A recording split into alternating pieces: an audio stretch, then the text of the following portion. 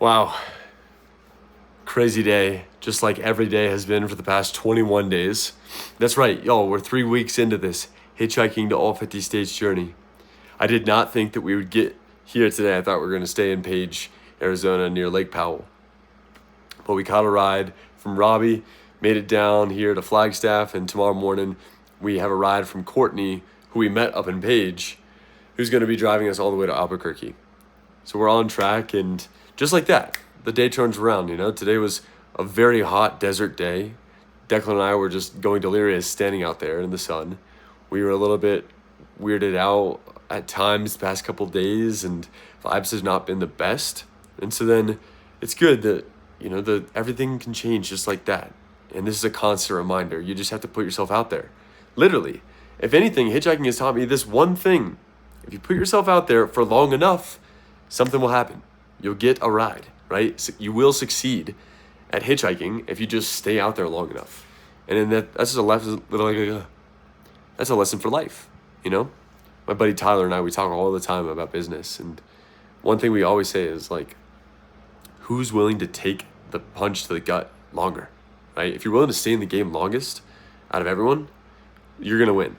That's all it takes to succeed as an entrepreneur. That relentless pursuit of the higher good and then a bunch of iteration, learning, improving, you're good. After a certain amount of cycles, you will go on the uptick. You'll win. You will succeed, right? So every single time that we are just struggling to catch a ride, or after this adventure, when I look back on what I learned, the main takeaway will be this: put yourself out there for enough time and you will succeed. And learn, at the start of this whole thing, we put out just this sign, the hitchhiking sign, and then eventually we started writing down, headed to Flagstaff. And so then, even though we were standing on the highway to Flagstaff, people would know, oh, they're going to Flagstaff. And it would be just in their mind as another layer, just another reason why they should say yes. That's all you need, is just a bunch of things to go your way simultaneously. And that's why there's a very small minority of people who succeed.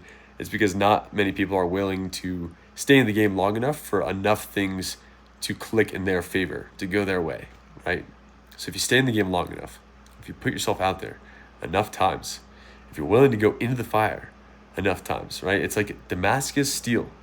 You're willing to put yourself in the furnace over and over and over, and fold yourself in half every single time, and you push back into the fire, right? Damascus steel is the most valuable because it takes 1,000 times over to make, 1,000,000 layers of steel. That's what it is, right? Because every time you fold it, it doesn't get twice as good. Well, sorry, it does get twice as good every time you fold it over, but you see what I mean? All of the stuff in the past also gets twice as good. It's an uptick, right? It's exponential. It's not just adding one every time. It's doubling every time. So, I don't know, y'all. Just trying to speak. Sinuses are not the best. My skin is dried out. I'm turning into a lizard, right? But eventually we'll be up in the Northeast, the beautiful Northeast. And eventually we'll be in Hawaii. So with all things, it will all be over. This season will be done. We'll hitchhike to every state.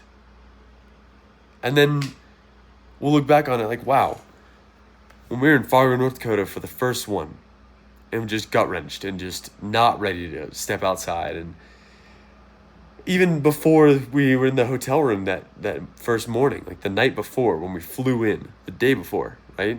And I was sitting there just trying to figure out, how am I going to edit a video for hitchhiking and the run club simultaneously on 2 different accounts?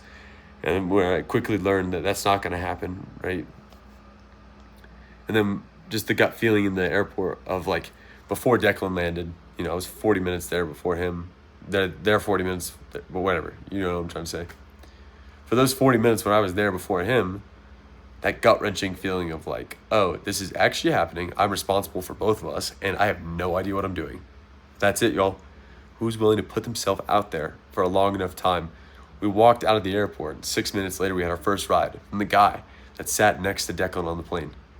And then from there, we got a ride from a police officer the next morning. And from there, we got another police officer to pick us up, and then a college student, and then a dad of 3 kids, and a guy seeing his friend, and a mom of 2 kids, and a grandpa. And, You know, we've had the most amazing people pick us up. And so then, like, could I have imagined any of what has happened? No, not at all, right? But I'm super glad that we stuck it out and didn't turn around on the third day. 120 days.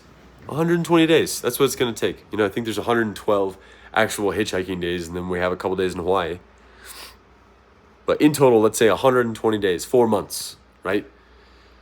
And I wanted to step out on day 3, on day 1. Are you willing to go 120 days? Are you willing to put yourself out there for 120 days? Because that's what it takes. Day 21, 3 weeks in. And who knows how much to go.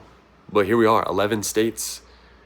We're coming for you, Hawaii and Alaska. We're going to make it there. We're going to be the first guys to hitchhike to all 50 states.